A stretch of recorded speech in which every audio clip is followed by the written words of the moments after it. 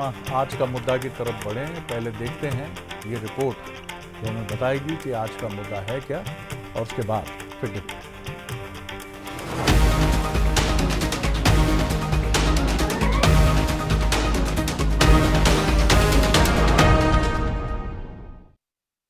BJP के बड़े नेताओं का ऑफर है, चर्चाओं में है।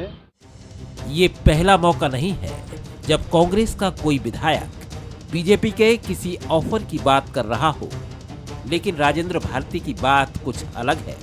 उनके बयान की टाइमिंग और जहां से वो आते हैं वो दोनों खास हैं। उनका ये बयान उस समय आया है जब सूबे की 2 सीटों पर उपचुनाव होने हैं। जाहिर है बीजेपी का ये ऑफर कांग्रेस कार्यकर्ताओं के मनोबल को तोड़ने की रणनीति भी हो सकता है।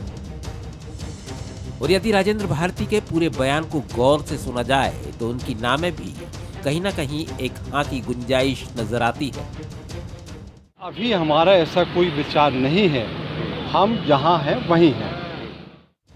राजेंद्र भारती का अभी इरादा नहीं है, यानी भविष्य में हो सकता है। राजेंद्र भारती के बारे में दूसरी खास बात उनका दतिया से विधायक होना है और वो नरोत्तम मिश्रा जैसे दिग्गज को हराकर आए हैं। यदि ऐसे में बीजेपी के केंद्रीय नेता की तरफ से उनको ऑफर है तो जाहिर है इसे ग्वालियर चंबल में बीजेपी की अंदरूनी सियासत से भी जोड़कर देखा जाएगा। यानी कांग्रेस से आए नेता बीजेपी के दिग्गजों के लिए शह और मात का भी जरिया हो सकते हैं।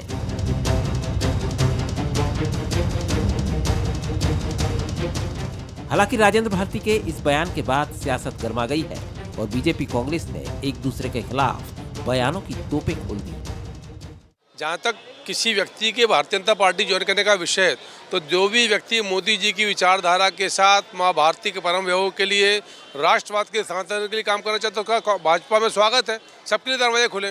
पर जो तुष्टीकरण करने वालों के साथ हैं, जिनका विषय भारत और भारतीयता के अपमान का है, उनको बाकी और पार्टियां पर रहने की बधाई। भाजपा का लक्ष्य तो स्पष्ट है, सबके लिए दरवाजे खुले हैं। राजेंद्र भारती हमारे मजबूत पिलर हैं। उन्होंने जिस तरह से वहाँ पर नरोत्तम मिश्रा जी को हराया है, क्षेत्र की जनता का पूरा विश्वास उनके साथ है। राजेंद्र भारती जी को निश्चित रूप से प्रलोभन दिए जा रहे हैं, लेकिन भारतीय जनता पार्टी में सर फुटा हुआ लेती है कि वो पहले नरोत्तम मिश्रा जी से पूछना शायद उनको उचित होगा कि वो नरोत्तम मिश्रा जी क्या कहते हैं उस बारे में। वो कहीं नहीं, वो तो कांग्रेस में है, कांग्रेस में थे और कांग्रेस में ही रहेंगे। जाहिर है राजेंद्र भारती के खुलासे ने एमपी में एक बार फिर दल बदल के मुद्दे को गरमा दिया है, लेकिन इस बार ये मुद्दा सिर्फ कांग्रेस और बीजेपी का नहीं है, बल्कि दोनों पार्टियों की अंदरूनी सियासत से भी जुड़ा हुआ नजर आता है।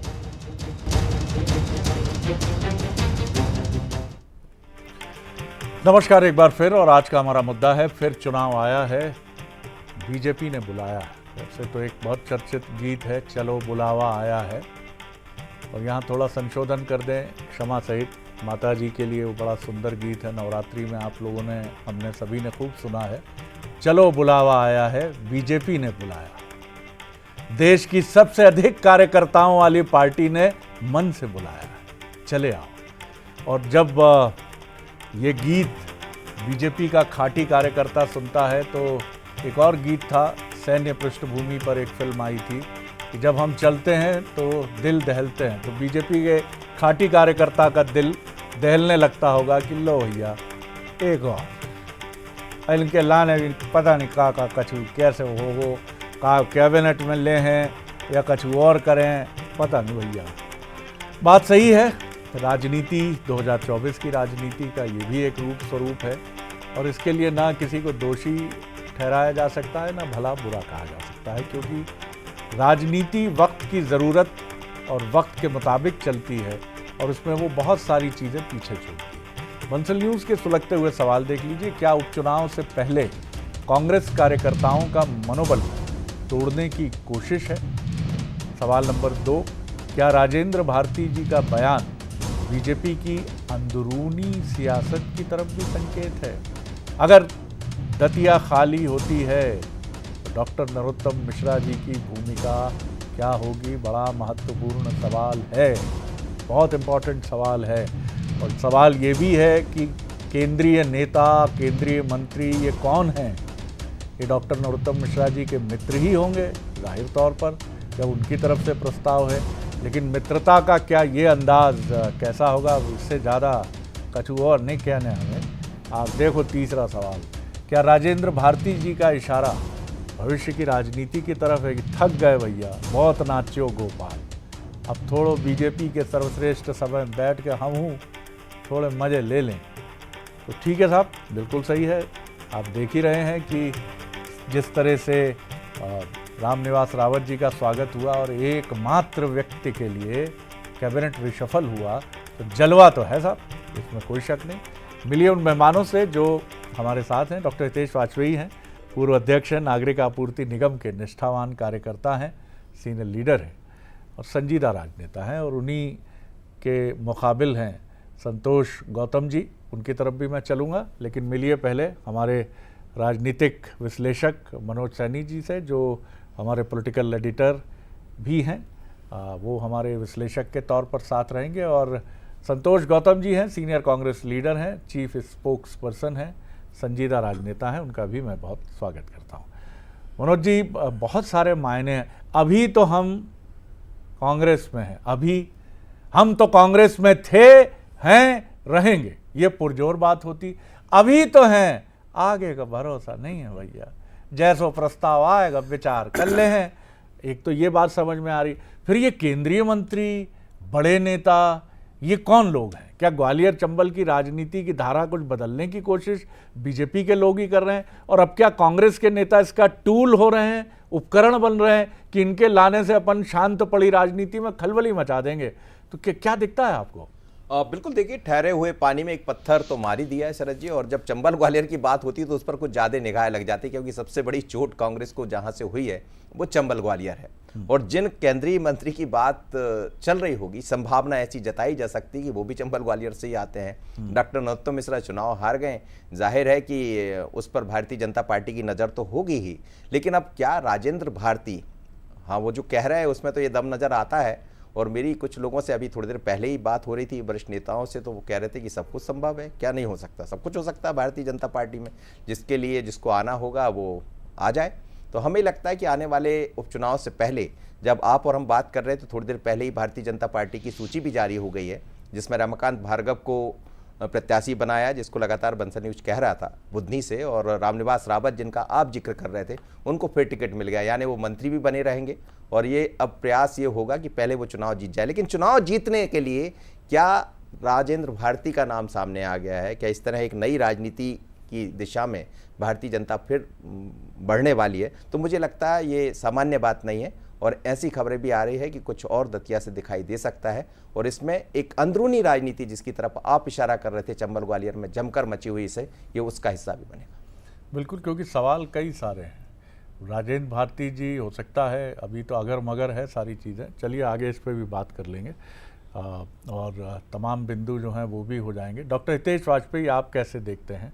क्या एक और नेता की तैयारी है? तैयार रहना पड़ेगा उनके स्वागत के लिए। प्रदेश बीजेपी कार्यालय में जश्न होगा, सब खड़े रहेंगे, बीजेपी के निष्ठावान कार्यकर्ता से लेकर कांग्रेस से आए मेहमान, जो बीजेपी में ऐसे घुल मिल गए हैं कि कई बार अंतर पैदा करना मुश्किल होता है। जी देखिए शरद जी, मैं तो अभी फ़िलहाल आप लोगों की सब चर्चाएं देख रहा था जी, और इन चर्चाओं के दौरान मैं हाव भाव भी देख रहा था सबके। तो बाकी मैं तो साक्षी भाव से घटनाओं को होता हुआ देख रहा हूँ, तो इसलिए मेरी कोई बहुत रुचि नहीं है जी। हाँ, हालांकि मैं राजेंद्र भारती जी की, जैसे आप भी हाव भाव देख रहे थे, तो देखिए उसका यदि डिकोड करें तो एक चीज़ तो बहुत स्पष्ट है, दर्शक भी बहुत अच्छे से देख सकते हैं उनकी बाइट को, कि उनका कांग्रेस में विश्वास नहीं, ये तो पूरा झलक रहा है, डोल गया है। ये तो उनके चेहरे से झलक रहा है, जैसे आपने भी उसको अपने तरीके से रखने का उनके मनोभाव को प्रयास किया है। उनने खुद अपने मनोभाव को इस प्रकार से रखा है कि उनकी कोई बहुत रुचि अब कांग्रेस में लंबा चल देगा। 4 साल का लंबा समय है शरद जी सामने। तो ऐसे वो अकेले नहीं है, ये बात मैं आपको बहुत स्पष्ट बता दूं। कांग्रेस में 1 दर्जन से अधिक हैं, मनोज जी भी बहुत लोगों को जानते हैं, जो खिड़की खोल के बैठे हुए हैं कि हमको अवसर मिल जाए। और उसका एक बहुत बड़ा कारण है कि वो कांग्रेस में अपना भविष्य नहीं देख पाते हैं शरद जी। ये बहुत राजनीतिक भविष्य की बात कर रहा हूँ। और मैं बहुत ईमानदारी से इस बात को कह रहा हूँ। और ये भी बात मैं आपको स्पष्ट कह दूं कि 2028 में भी मुझे कहीं से भी कांग्रेस टक्कर देती नहीं दिखाई दे रही है आज की डेट में। जैसे आपने देखा, हमने अभी सदस्यता अभियान को लिया, आप लोग चर्चा करते हैं, हम 1.5 करोड़ कितनी आसानी, हमने 1.5 महीने में हमने क्रॉस किया शरद जी। और कांग्रेस केवल उसकी आलोचना करती रही। कांग्रेस ने ना अपने संगठन के पदाधिकारियों की घोषणा करी, हम रोज सुनते थे आज हो रहा है, कल हो रहा है, परसों हो रहा है, तो संगठन की दृष्टि से भी कमजोर दिख रहा है। एक बड़ी रोचक बात है और शरद जी, कि आपने देखा आज सूचियां आ गई, महाराष्ट्र और झारखंड में भी चुनाव हो रहे हैं, कांग्रेस ने अपने सभी बड़े नेताओं को प्रभारी बना दिया वहाँ पे विधानसभाओं का। आपके पास भी सूची है, मनोज जी के पास भी सूची है, गौतम साहब के पास तो है ही है। तो इसका मतलब विजयपुर और बुधनी को वो मान के चल रहे हैं कि भाई यहाँ कोई बहुत हम करिश्मा नहीं दिखा पाएंगे। तो जो वन साइडेड इलेक्शंस हो रहे हैं वो ठीक है, हमारे लिए खुशी का विषय है, लेकिन कांग्रेस के लिए चिंता का विषय है। और साथ साथ इस प्रकार से सिटिंग एमएलएस जब बोलते हैं तो जो आपका शीर्षक है वो बहुत सही है कि कांग्रेस न केवल सांगठनिक रूप से टूटती है, राजनीतिक रूप से टूटती है, बल्कि जो कार्यकर्ता बैठा है, जो विधायक नहीं है, जो सांसद नहीं है, वो भी टूटता है कि आखिर हमारी पार्टी में ऐसा हो क्या रहा है कि सिटिंग एमएलए एक के बाद एक हमेशा 2-3 महीने में कुछ ना कुछ खबर आती चले जाते हैं। तो ये बड़ा विषय तो है, बस मैं इतना ही कहना चाहूँगा। गौतम जी, राजेंद्र भारती जी का लंबा इतिहास है संघर्ष का भी और उनकी चिंतन दृष्टि की भी अगर हम बात करें, और जिस रीजन से वो आते हैं वहाँ कभी समाजवाद और इन सब का भी प्रभाव देखा गया है। इन परिस्थितियों में जिस तरह की उन्होंने एक डिप्लोमेटिक सी लैंग्वेज यूज़ की है, वो समझ नहीं आ रहा कि किस तरफ इशारा कर रही है। दिल आपका भी धड़क रहा है, दिल डॉक्टर हितेश वाजपेयी का भी धड़क रहा है कि एक और तैयार है भैया। मेरा नहीं धड़क रहा, मतलब बीजेपी का धड़क मेरा नॉर्मल धड़क रहा है, धड़क तो रहा है पर मेरी धड़कनें शरद जी के सामान्य है। जी गौतम साहब, आपका दिल कैसा धड़क रहा है इस खबर से कि गौतम जी की भाषा डिप्लोमेटिक भाषा है? जी नहीं, देखिए शरद जी, मैं तो इस बात को ऐसे देख रहा हूं कि राजेंद्र भारती जी ने भी, अगर उनको कोई ऑफर मिला है, जैसा कि वो बात हो रही है केंद्रीय मंत्री के द्वारा, तो ये जो है मैं समझता हूं कि उन्होंने जो डिप्लोमेटिक भाषा का उपयोग किया है उसमें से बहुत ज्यादा निहितार्थ निकालने की इसलिए जरूरत नहीं है क्योंकि हो सकता है उन्होंने नरोत्तम मिश्रा के लिए व्यंग्यात्मक तरीके से ये बात कह दी हो और धड़कने बढ़ाने के लिए नरोत्तम मिश्रा की उन्होंने ये बात कही हो। मुझे तो ऐसा लग रहा है, क्योंकि नरोत्तम मिश्रा को अस्थिर करने के लिए जब भारतीय जनता पार्टी के लोग ही शामिल हो गए हैं, अब वो केंद्रीय मंत्री कौन है और किस रीजन से आते हैं ये आसानी से समझा जा सकता है। अगर किसी ने उनको ऑफर दिया है तो ये भी आसानी से समझा जा सकता है कौन लोग हैं। तो भारतीय जनता पार्टी की जो अंदरूनी लड़ाई है वो किस हद तक जा पहुंची है ये किसी से छिपी हुई नहीं है। चाहे वो प्रदीप पटेल की बात हो, चाहे ब्रज बिहारी पटेरिया की बात हो, अजय विश्नोई की बात हो, गोपाल भार्गव की बात हो, एक लंबी इनके सारे मसले सुलझ जाते हैं। बिल्कुल आप सही कह रहे हैं, असंतोष दिखता है, इस्तीफे तक बात जाती है, लेकिन वो छोड़ते हैं, सब मैनेजेबल हो जाता है। पार्टी कार्यालय आते हैं, बिल्कुल सुर बदल जाते हैं, कोई निगेटिविटी। आपके यहाँ तो लंबा क्रम चलता है सर। नहीं शरद जी, बिल्कुल मैं स्वीकार करता हूं कि इनमें अभी तक जो देखने में आया है कि वो मसले सुलझ जा रहे हैं, लेकिन इतने व्यापक पैमाने पर असंतोष भी पहली बार नजर आया है शरद जी। इसको भी स्वीकार करना होगा कि ये जो असंतोष है, पहली बार इतने सारे विधायक अगर एक साथ विद्रोह कर रहे हैं, मैं समझता हूं ये भी पहली बार आया है। निर्मला सप्रे का आपने उदाहरण देखा, उन्होंने कहा मैंने तो न कांग्रेस छोड़ी है न भारतीय जनता पार्टी ज्वाइन की है। तो यह असमंजस की स्थिति निर्मला सप्रे के मामले में क्यों आई? और अगर राजेंद्र भारती को ऑफर मिला है तो वो कौन है दुश्मन भारतीय जनता पार्टी में जो नरोत्तम मिश्रा की राजनीति को अस्थिर करना चाहता है? वो नरोत्तम मिश्रा जिनको ये जवाबदारी दी गई थी कि कांग्रेस से लोगों को तोड़कर लाना है और भारतीय जनता पार्टी में शामिल करवाना है, तो आखिर इनको कौन अस्थिर करना चाहता है उस चंबल रीजन में? यह भी बड़ा शोध का विषय है। तो भारतीय जनता पार्टी में इतने गहरे षड्यंत्र मैं नहीं समझता हूं कि पहले इतने खुलेआम होते थे जितने की आज पटल पर दिखाई दे रहे हैं। देखिए, मेरा तो बस मात्र इतना कहना है कि मैंने सारी व्याख्या आपकी मान ली आपके डिफेंस में, लेकिन सत्य क्या है, तथ्य क्या है? 25 विधायकों से शुरू हुई कहानी शरद जी आज तक खत्म होने का नाम नहीं ले रही। गलत बोल रहा हूं क्या मैं? कांग्रेस के लगातार मतलब आपके पास हर 2-3 महीने में खबर, ये तथ्य है कि नहीं है? गौतम जी भी इनकार नहीं कर एग्जैक्टली। और हाँ, मैं कह रहा हूँ, मैं राजनीतिक रूप से ही कह रहा हूँ तथ्यों पे। दूसरी बात, भारतीय जनता पार्टी में देखिए आप सब कुछ मान के चलिए, हमारे यहाँ कोई पार्टी नहीं छोड़ता। और मैं आपको बहुत स्पष्टता से बोल रहा हूँ गौतम साहब कि हम जब 18 में हार गए तब भी कोई छोड़ के नहीं गया हो 15 महीने में। चलो आप बता दो हमारे यहाँ से कोई विधायक छोड़ के चला गया हो, नहीं मिलेगा। तो देखिए इस अंतर को समझना होगा।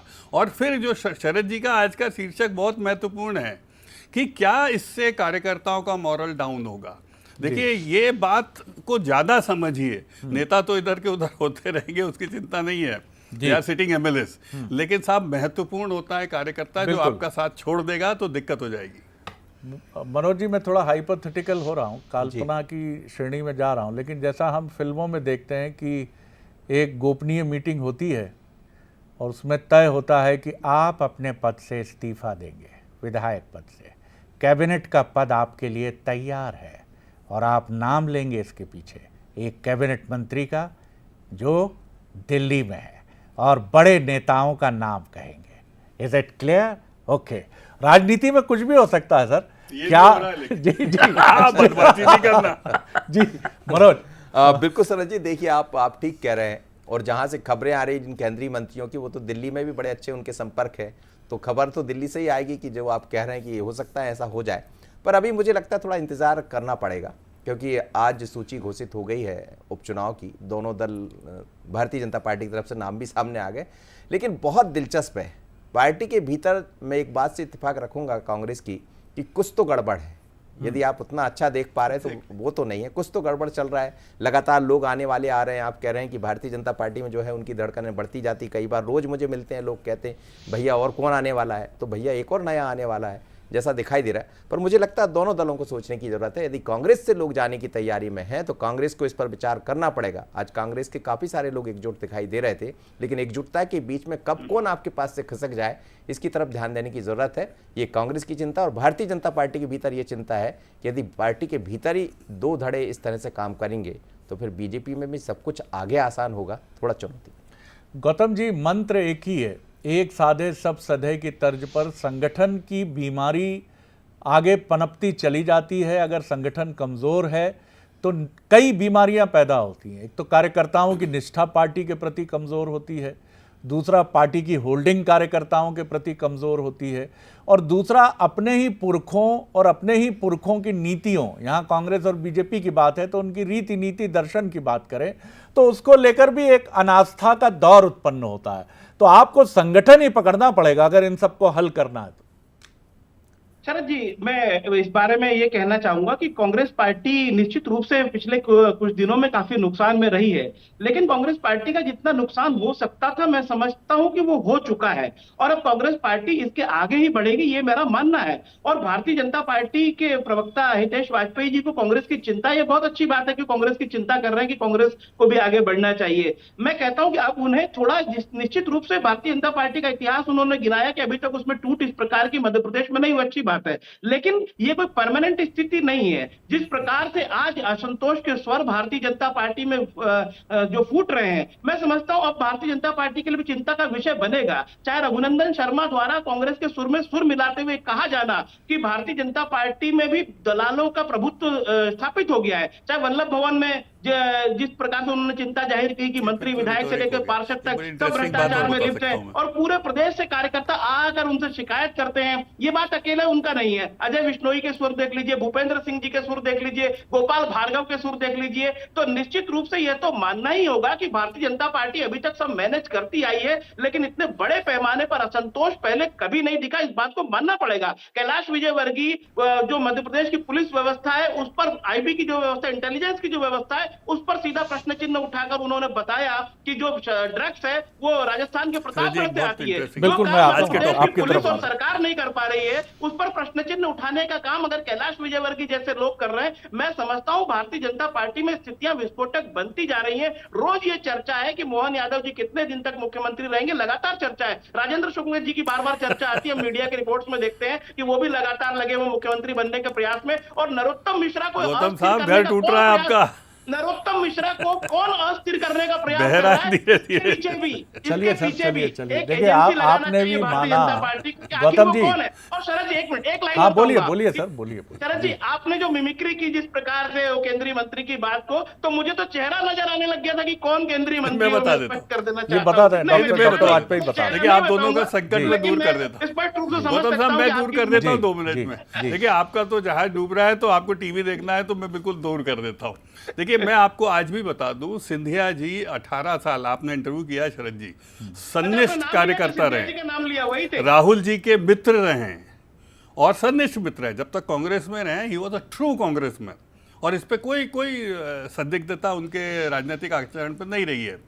तो आप इस बात का आप दूसरा पहलू देखिए शरद जी, कि जब वो व्यक्ति 18 साल रहा है और जन्म से लेके उन्होंने पूरा समय पार्टी को दिया, पार्टी ने उनको नहीं पूछा, एक अलग बात है। लेकिन इस वजह से शरद जी बहुत इंपॉर्टेंट है कि चाहे मिलिंद जी हो, सचिन पायलट हो, या जितिन प्रसाद हो, और बहुत हद तक राहुल गांधी भी, ये उनके सीधे मित्र रहे। तो ये उनकी पार्टी में रहने की वजह से ग्रास रूट तक पॉपुलैरिटी है, उनके राजनीतिक व्यक्तित्व का आकर्षण है कि आपकी आज की कांग्रेस में भी, गौतम जी ध्यान से सुनिएगा, बहुत कमजोर दरख्त हैं। तो इसीलिए साहब उसको ऐसा मत बोलिए, कोशिश करिए कि आपके एक पार्टी में ऐसा कोई कद्दावर और आकर्षक व्यक्तित्व पैदा हो जो इनको रोक सके, नहीं तो ये आंधी रुकेगी नहीं साहब। गौतम जी ने भी ये बात मानी है, ये सही बात है कि बीजेपी में भी सुर उठते हैं, लेकिन वो असुर नहीं बन जाते, और ना असुर बन के आत्मघाती सिद्ध होते हैं। आपको क्लासिकल एग्जाम्पल है 2004 के आसपास का, जब उमा भारती जी ने परचम फहरा कर 2005 में जब उन्होंने एक तरह से बगावत का संकल्प लिया और उन्होंने अपनी अलग पार्टी बनाई, निकल गई। लेकिन आप देखिए, ये एक क्लासिकल एग्जाम्पल है। जैसे एक और छोटा बताऊं, सिंधिया जी की तरह मैं विवेक तनखा साहब का फैन हूँ। He is a very magnificent personality, intelligent man Congress. Even Gautam ji sir, अब तक विधायक इनको क्या सांसद विधायक होना चाहिए। लेकिन जिस प्रकार से आप इनको सर हाशिए पे देखते हैं, तो चुंबकीय आकर्षण इन लोगों में है, सिंधिया जी में था, तो इनको आपने फोकस में रखा नहीं, तो स्वाभाविक है कि बिखराव तो हो गई होगा। भाई कब तक ये लोग जुटे रहेंगे? विवेक तनखा साहब को कोई पैसा चाहिए क्या, प्रतिष्ठा चाहिए क्या? मनोज, यही मेरा सवाल है कि मध्य प्रदेश में 2005 के भारतीय जनशक्ति के उदय के बाद चुनाव में न वोट शेयर भारतीय जनशक्ति का बढ़ा, ये बीजेपी की ताकत है। और हरियाणा में जीती हुई बाजी हुड्डा साहब और शैलजा कुमारी जी के बीच का कथित जो भी रार तकरार रही, उसने जीतते हुए, और संगठन भी कारण माना गया। ये सीनियर जर्नलिस्ट ने लिखा दिल्ली के कि कई मतदान केंद्र ऐसे थे जहां कांग्रेस का कार्यकर्ता मतदान बूथ पर नजर नहीं आया। जी बिल्कुल सर जी, ये कई बार हमने 163 विधानसभा जब जीती कांग्रेस ने मध्य प्रदेश में भी ये देखा। कुछ विधानसभा में खुद कवर कर रहा था तो बूथ पर लोग नहीं थे, तो ये तो कांग्रेस की कमजोरी है और मुझे लगता है ये करना पड़ेगा कांग्रेस को। लेकिन महत्वपूर्ण बात ये है कि क्या राजेंद्र भारती, अब देखिए सर जी चीज़ें बदल गई है, पहले जैसा रहा नहीं, लोग महत्वाकांक्षी भी हो गए हैं। वो भले ये कह रहे थे पार्टी के प्रति मेरी वफादारी है, पर कहीं ना कहीं उनकी बातों से ये झलक रहा था। तो मुझे ये लगता है कि उनको संकेत मिल गए हैं और आने वाले दिनों में कुछ नया दिखाई देगा, क्योंकि कब तक लड़ाई लड़ते रहेंगे। बहुत लंबी लड़ाई राजेंद्र भारती ने लड़ी है, कैसी कैसी लड़ाई लड़ी, हमने खूब खबरें की है। तो मुझे लगता है ये समझना पड़ेगा, पर डॉक्टर नरोत्तम मिश्रा भी इसमें विचार जरूर चल रहा होगा उनके भीतर भी, और उनके बारे में भी पार्टी सोच रही होगी क्या ये निर्णय उचित होगा। और गौतम साहब, जैसा आपने बोला शरद जी, बहुत अच्छे व्यक्ति, बोलते अच्छा है, बस क्लाइंट कमजोर है उनका। गौतम साहब देखिए, हम लोग भी जब शुरू में सोचते थे कि आखिर क्यों चले आ रहे हैं एक के बाद एक नेता कांग्रेस छोड़कर बीजेपी में, और बीजेपी का दिल इतना दरिया कैसे हो गया, दरिया दिल कैसे हो गया। अब समझ आता है कि ग्वालियर चंबल में लीडरशिप खत्म कर दी कांग्रेस की। महाकौशल का छिंदवाड़ा जो आपका अभेद किला था, उस किले पर परचम फहरा दिया भारतीय जनता पार्टी ने। मालवा उसका स्ट्रांग होल्ड था ही, और बीते 2 चुनाव से विंध्य रीजन भी उसके साथ बराबर खड़ा हुआ है। तो अब ऐसी स्थिति में मध्य प्रदेश में बुंदेलखंड भी आपके लिए बहुत माकूल जगह नहीं। अब हम भी ये समझ पा रहे हैं कि दरअसल ये कांग्रेस के आधार को दूसरी शैली से कमजोर करने की बात है, आपको समझना तो होगा। देखिए शरद जी, मैं आपको एक बात स्पष्ट कर दूं, मैं पूरी जो इस डिबेट में एक चीज स्पष्ट रूप से देख पा रहा हूं, और मैंने अभी एक बात सोची है कि ज्योतिरादित्य सिंधिया जी निश्चित रूप से एक आकर्षक व्यक्तित्व के स्वामी है, उनका एक अपना करिश्मा रहा है। और ग्वालियर रीजन में जब तक वो कांग्रेस पार्टी में थे, उन्होंने कांग्रेस के कई क्षत्रपों की राजनीति को क्षुद्र करने का प्रयास किया अपनी तरफ से। और अब जबकि वो भारतीय जनता पार्टी में, मैं समझता हूं उनके मन में कहीं ना कहीं टीस होगी डबरा की, हार की, इमरती देवी की, और उसके पीछे जो कारण थे जिसको नरोत्तम मिश्रा जी का बनाया जाता है, निश्चित रूप से उनको कमजोर करने की हर कोशिश वो करेंगे। लेकिन मैं समझता हूं कि राजेंद्र भारती जी अभी कांग्रेस में रहेंगे और निश्चित रूप से उनका कोई इरादा नहीं है भारतीय जनता पार्टी में। है आपको गौतम जी, आपकी पार्टी को, लेकिन आपके पास दूसरी और तीसरी लीडरशिप आप भी सोचिएगा जरूर कि विंध्य में कौन सी है, बुंदेलखंड में कौन सी है, मालवा में भी कौन सी है, और तमाम ग्वालियर चंबल में भी कौन सी है। गोविंद सिंह जी की बात मैं नहीं कर रहा हूँ, मैं गोविंद सिंह जी की और सिंह साहब की बात नहीं कर रहा हूं, पिछोर से जो आपके ताकतवर नेता, कई लोग हैं। हाँ, लेकिन क्यों वो गौतम जी नहीं है, क्यों वो योगेश यादव नहीं है इंदौर से, और इसी तरह मैं हर जिले की तरफ जाऊंगा तो ये बताता है कि क्षत्रपों की राजनीति ने सिर्फ क्षत्रपों के अनुयायी नेता ही उत्पन्न किए, और जो मूलाधार वाले और निष्ठावान और बोलने वाले वक्तृत्व कला के धनी राजनेता थे। देखिए, जहां योग्यता का अनादर होगा वहां चुनौतियां बनेंगी। बहुत धन्यवाद आप तीनों मेहमानों का। आगे